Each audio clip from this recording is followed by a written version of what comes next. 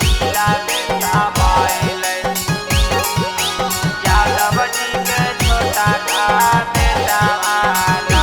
माँ Shitala recording studio Bihar Sharif.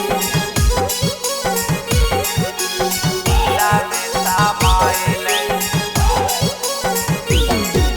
घूमे खातिर गेलिए हल यादव जी के टोलावाना। मैया तिला में समाइल यादव जी के छोटा का बेटावाना। मैया तिला में समाइल यादव जी के छोटा का बेटावाना। मैया तिला में समाइल यादव जी के छोटा का बेटावाना। मैया तिला में समाइल यादव जी के छोटा का बेटावाना। मैया तिला में समाइल तिला में समाइल तिला में समाइल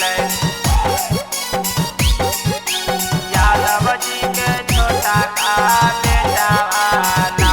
तिला में समाइल आँखा में कजरवा माथा में पगड़ियाना। मैया तिला में समाइल यादव जी के छोटा का बेटावाना। मैया तिला में समाइल यादव जी के छोटा का बेटावाना। मैया तिला में समाइल यादव जी के छोटा का बेटावाना। बेटावाना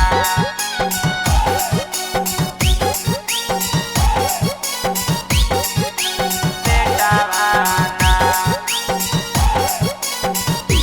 मैया तिला में समाइल अगे के कारो से लागई नहीं ओकरा के डरावाना। मैया तिला बेला गैल कौ यादव जी के छोटा का बेटावाना। मैया तिला बेला गैल कौ यादव जी के छोटा का बेटावाना। अगे माथा में पगड़िया घुमा है बाजारियाना।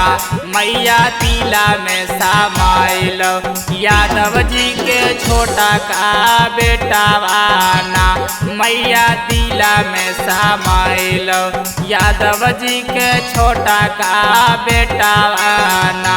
मैया तिला में समाइल तिला में समाइल